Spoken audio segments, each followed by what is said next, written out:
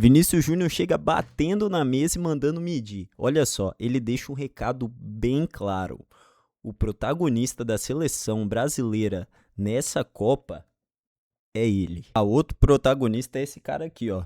Nessa foto de altíssima qualidade. Casimiro Miguel, Cazé TV. Gente, a Cazé TV tá bombando nessa Copa. Como a gente já esperava. Colocando o globo terrestre no bolso. Mas enfim, mais uma partida onde esse cara aqui faz toda a diferença, mais uma vez sendo eleito o homem do jogo merecidamente. Contra o Haiti foi extremamente relevante, marcando gol, dando assistência. No jogo de estreia contra o Marrocos foi extremamente importante, marcando o gol que deu alívio para o Brasil. E mais uma vez a gente viu esse cara aqui voar dentro de campo.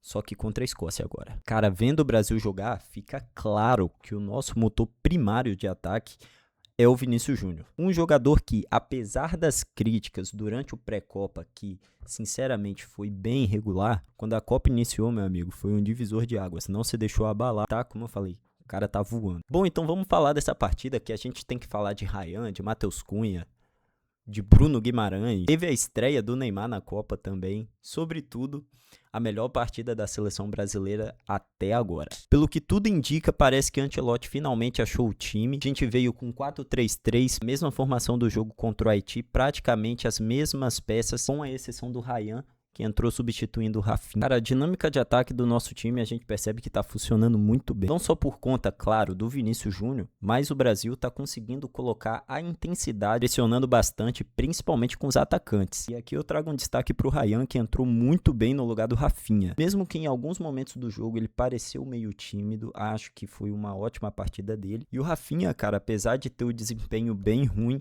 não é aquele mesmo Rafinha que a gente conhece no Barcelona. O trabalho dele sem bola até que foi bom, cara, pressionando a defesa. Pelo que eu percebi, é dessa forma que o Brasil se propõe a jogar, pressionando bastante na frente. E o Ryan fez isso muito bem, sinceramente. Até melhor do que o Rafinha, né? Ele conseguiu aproveitar bem as oportunidades, tendo uma boa leitura de jogo, para identificar os espaços, para conseguir tirar um proveito da marcação adversária. E foi mais ou menos assim que nasceu o primeiro gol do Brasil, onde numa troca de passes de pobre objetividade por parte da equipe da Escócia, Ryan pressiona e daqui mesmo ele rouba a bola, consegue dar assistência para o Vini finalizar e fazer o gol. Mas com esse gol, Vinícius Júnior igualou Pelé, Ronaldo Fenômeno, Zico e Neymar. Deixa eu ver se tem mais alguém aqui na lista.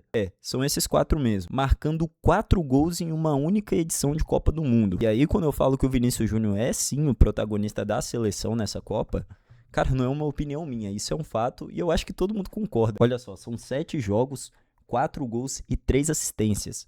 O que esse cara tem de influência no nosso ataque não tá escrito. Até agora ele vem marcando gols em todos os jogos. E vou te falar uma coisa. Se o Brasil avançar numa final e chegar a ganhar, por exemplo, esse cara tem o potencial de ser o jogador que conseguiu marcar gols em todos os jogos em uma Copa do Mundo. Você tem noção?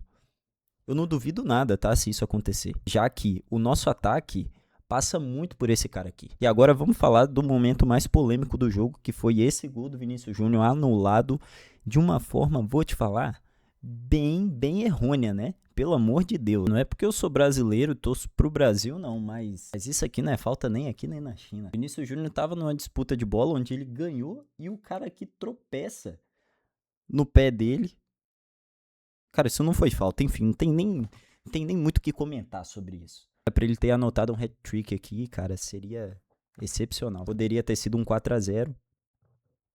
Mas beleza, como prometido no início do vídeo, olha só, Bruno Guimarães. Não tem como deixar de falar desse cara. Bruno Guimarães se torna o maior garçom do Brasil nessa Copa. Com essas 2 assistências do jogo de hoje, ele acumula 3 assistências. A primeira assistência dele foi para um outro gol do Vinícius Júnior, onde ele recebe a bola, levanta a cabeça, faz um cruzamento muito bem colocado. Aí o Vinícius, com seu bom posicionamento, consegue cabecear e mandar para o fundo da rede, 2-0. A outra assistência que ele deu foi pro gol do Matheus Cunha, onde ele se adentra pela defesa, driblando os marcadores. No final, percebe que o Matheus Cunha tá passando, dá o passe, deixa o Cunha na cara do gol e ele só marca. Peguei essa foto aqui de altíssima qualidade, não sei se dá para perceber por aí na câmera, Mas acho interessante a gente falar do Casemiro também, que fez uma boa partida. Falo também que foi a melhor partida do Casemiro na Copa até agora. Ele evoluiu muito dos 2 jogos pra cá. Pra você ter ideia, eu fui olhar as estatísticas dele. Nesse jogo contra a Escócia, ele teve 94% de aproveitamento dos passes. Dos passes longos, ele tentou 4 e acertou 3. Duelos de bola,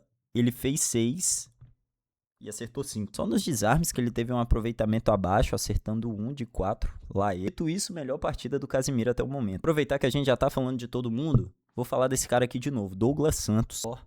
Parabéns. Vamos falar a verdade? Muito melhor do que o Alexandre. A vaga é dele. Tem que ser dele. Cara, e uma coisa que eu gostei do Brasil como um todo, assim, mais em relação ao ataque e também ao time, tá? Percebi que o Brasil entrou muito mais confiante, com uma postura muito mais segura. Eu gostei muito de ver isso. Os jogadores no ataque sem medo de chutar pro gol, arriscando, colocando pressão na marcação. Os jogadores, no geral, acertando mais passes, conseguindo controlar mais o jogo. Enfim, o Brasil dá pra dizer que foi praticamente perfeito nessa partida. Falar de segundo tempo, tá? Que o Brasil entrou com uma postura bem diferente do que foi no último jogo contra o Haiti. Dessa vez o Brasil não se acomoda no jogo. Quero destacar aqui o Ancelotti, que apesar de parecer em alguns momentos, ele não é aquele técnico cabeça dura. Ele tem se mostrado cada vez mais receptivo a flexibilizar mais o elenco, sabe? Rodar o elenco nos momentos oportunos para dar oportunidade aos demais jogadores que estavam à disposição do nosso banco, como foi o caso do Martinelli hoje,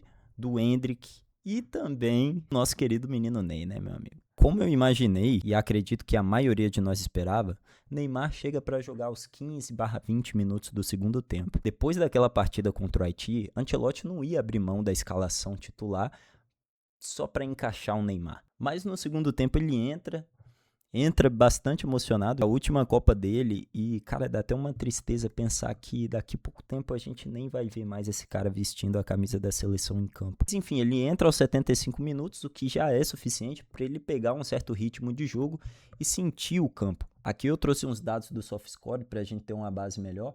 Ele jogou por 14 minutos, teve 3 passes importantes, acertou 12 de 13 passes, então, apesar de ter jogado pouco, ele foi bem, é aquilo que eu falei, foi bom para ele pegar um ritmo e espero ver ele com mais minutagem. Acho que o Cunha chegou para ficar definitivamente, viu? Ele chegou para ficar numa vaga que até então, pelo menos eu tinha essa impressão que parecia pertencer mais ao Igor Thiago. Porém, o Cunha vem aproveitando muito bem as oportunidades. Assim como ele fez contra o Haiti, dessa vez contra a Escócia, ele fez uma ótima partida também, anotando o gol dele, inclusive. E além de contribuir com o gol, ele soube jogar muito bem sem a bola, se posicionando bem, ajudando ali na marcação.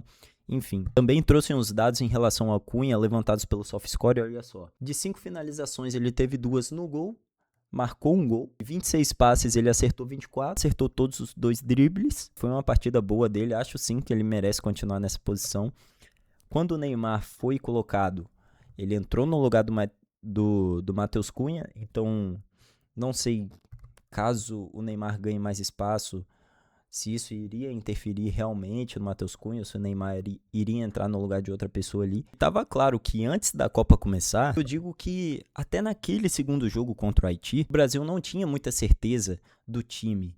O Ancelotti ainda não tinha achado, né, a escalação certa, a forma de jogar certa. Mas eu tenho a impressão que a partir desse jogo ficou definido e um pouco mais claro para o Ancelotti e até para nós torcedores que o nosso time é esse daqui. Não tem muito para onde correr, não. Claro que ainda temos muitas coisas a melhorar, ainda não pegamos uma seleção realmente de peso favorita, uma seleção que coloque mais o Brasil contra a parede, mas eu tenho boas expectativas, sinceramente. Não é se iludir pensar em conquistar o Hexa, não, viu? Mas vamos ver, né? Apesar do Marrocos ter ganhado do Haiti, o Brasil se classifica pelo saldo de gols, se consolidando em primeiro lugar do grupo. Até o momento não sabemos quem a gente vai enfrentar, se vai ser o Japão, se vai ser a Holanda ou se vai ser a Suécia. Mas uma coisa é certa, a partir do mata-mata, que vai dando aquela funilada, o negócio vai ficando sim bem mais difícil. Mas acho que a nossa seleção tem sim chances, além do peso da própria camisa em si. A nossa seleção tem bons nomes, tem pessoa competente para fazer o negócio acontecer. E a gente tem um bom técnico também, que por sinal assumiu a seleção numa bagunça, num ciclo muito conturbado, e dado o contexto ele vem apresentando um trabalho bem legítimo, acho sim que a gente tem chance de ganhar. Bom, eles vão fazendo o papel deles por lá e a gente vai fazendo o nosso papel por aqui, que é torcer e apoiar os nossos jogadores. Olha só, se até as mulheres aqui, ó, Camila Cabello e Taylor Swift, que nem brasileira é, estão aqui dando apoio moral pro Brasil, por que nós brasileiros não vamos apoiar nosso time, né? Então, vamos abraçar a causa aí da seleção, galera, que pode dar muito bom, viu? E é com essa imagem aqui mesmo que eu vou finalizar o vídeo, que vai ficando por aqui. Comenta aqui o que você achou, deixa o like se você gostou e se inscreve no canal, beleza? Tamo junto, valeu, é nóis!